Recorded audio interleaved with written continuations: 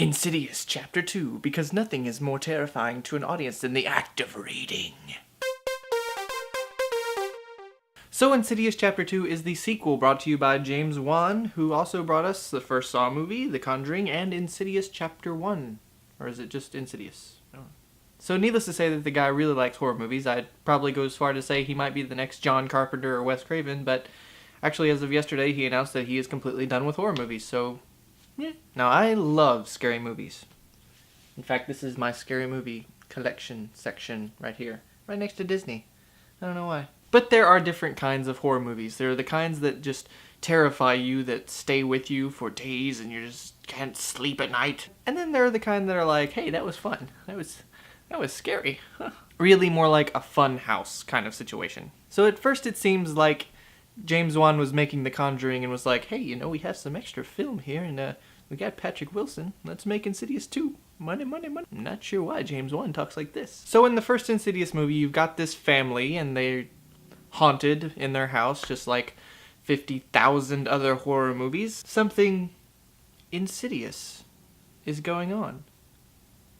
So in the first film, you've got this ghost who kind of looks like Darth Maul, and I really kind of wish he was in this movie, but he's not. He was certainly the most memorable thing about that one. I actually really liked the first movie, you know, I think that the energy level was really high and the scares just kept coming, so it was your typical ghost movie, but you know, it was memorable. The first movie had this song in it by Tiny Tim, the tiptoe through the window, through the tulips. And I guess it was supposed to be creepy. I didn't think it was creepy at all. I thought it was pretty hilarious.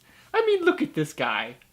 He's adorable. But that's the thing about the Insidious movies, that some things may creep you out, but probably more than not, things are just gonna make you laugh. So the second film picks up where the first one left off. You've got the father of the family, played by Patrick Wilson, aka Night Owl from Watchmen. I actually think Patrick Wilson is probably the best actor out of the bunch.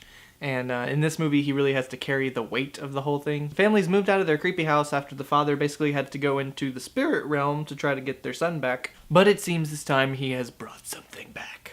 Suddenly the dad starts acting creepy, starts standing in the suspicious lighting and acting a little too nice. And you're like, no, I've seen The Shining. I know what's going on here. If your dad ever looks and acts like this, hey son, wanna play ball?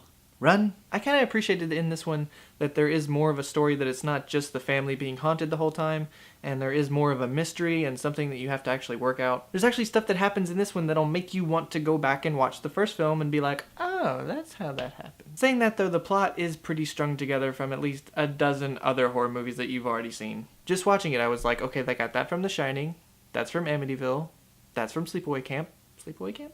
The thing that Insidious 2 definitely has going for it, though, is that for the first 2/3 of this movie, I was never bored. I don't think there is one scene in this movie where they don't at least try to make something scary happen. You know how in horror movies there's always that one scene where the family's just sitting around eating dinner being like, ha ha ha ha. Yeah, that's not in here at all. They're like, forget that mess, we're just doing scary stuff. And it's not like those dozen or other crappy horror movies that are coming out lately, I'm looking at you, where the camera is just looking at something. Looking at something. Wait for it. Oh, my poop, it moved an inch. No, something creepy happens at the end of every scene that will make you scream holy nuggets. The shoe does not just move, it grows bat wings and it comes at you with a knife. Blah. But like I said, the best I can attribute this movie to is going to a haunted house. Where in a haunted house you're like, bam, room, something scary happens. Bam, room, something scary happens. This movie's like, scene, something scary happens. Next scene, something scary happens. And frankly, it's pretty relentless, which I greatly appreciated. There's an entire sequence where they go to an abandoned hospital at night, like you do. And of course, all the old hospital equipment is still there for some reason. Completely drenched in cobwebs.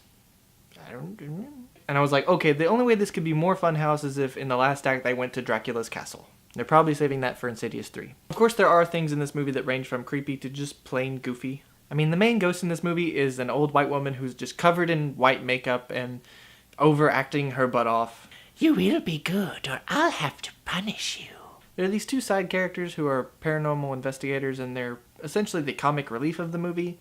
I'm not saying the movie didn't need some comedy, but it kind of felt like those two guys were in their own movie. I mean, I'd like to see that movie. It'd be a complete straight comedy, but it didn't belong in this movie at all. So if you're the kind of person who likes going to haunted houses around Halloween, and you come out of it and you're like, that was fun, this movie is for you. But if you're the kind of person who comes out of those things like, man, that was scary, and this isn't for you, you know, go watch The Exorcist or something, I don't know. Now that movie will make you poop your pants. I give Insidious Chapter 2 a B. It's not a great horror film, and it's certainly not original, but I had a lot of fun with it. It's the kind of movie you throw on at a Halloween party with all your friends and just watch the popcorn fly. So did you like Insidious Chapter 2? Personally, I'm still waiting for Insidious, the preface. What's your favorite scary movie? Let me know in the comments. I like dialogue. I just realized that I left my bathroom door open the whole time. Sorry, I'm not doing this again.